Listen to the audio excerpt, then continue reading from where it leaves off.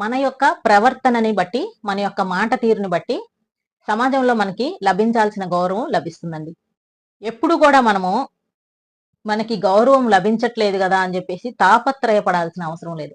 మాట తీరు, వాళ్ళ యొక్క నడవడిక, దాన్ని బట్టి గొప్ప గొప్ప వాళ్ళకు కూడా మర్యాద తానంతటిగా వస్తుంది. కానీ కొంతమంది అయితే నన్ను గౌరవించట్లేదేంటి, నన్ను మర్యాద చేయట్లేదేంటి, ఫస్ట్ నాకు ఎందుకని ప్రిఫరెన్స్ ఇవ్వట్లేదు అని చెప్పేసి కొంతమంది అడుక్కుంటా ఉంటారనమాట. ఇలా అడుక్కుంటే ఇట్లాంటి వాళ్ళని చూసినప్పుడు ఏం చేస్తారంటే, అయ్యో వీడికి ఫస్ట్ ఇవ్వకపోతే వీడు ఏమైనా ఫీల్ అవుతాడని చెప్పేసి ఫస్ట్ ప్రాధాన్యత వాళ్ళకి ఇవ్వటానికి నటిస్తారు. నిజంగా ఇవ్వరనమాట. వాళ్ళు ఏమైనా అనుకుంటారేమో అని చెప్పేసి ప్రాధాన్యత ఇస్తున్నారనేసి మనం గుర్తించాలి.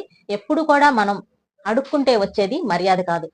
మనల్ని మనము ప్రతి ఒక్కళ్ళ విషయంలోనూ ప్రూవ్ చేసుకోవాల్సిన అవసరం అస్సలు లేదు. మనమేంటో మనకి కంప్లీట్ గా తెలుసు.